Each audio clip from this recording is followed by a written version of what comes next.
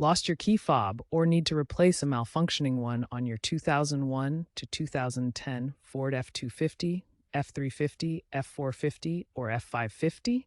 You can program a new one yourself. These trucks use radio frequency RF key fobs to control locks and alarms.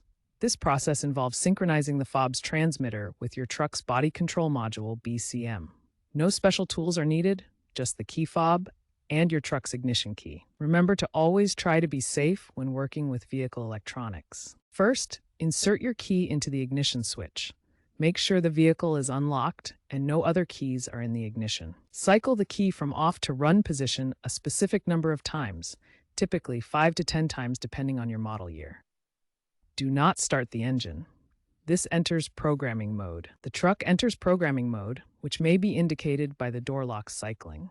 Press any button on the key fob.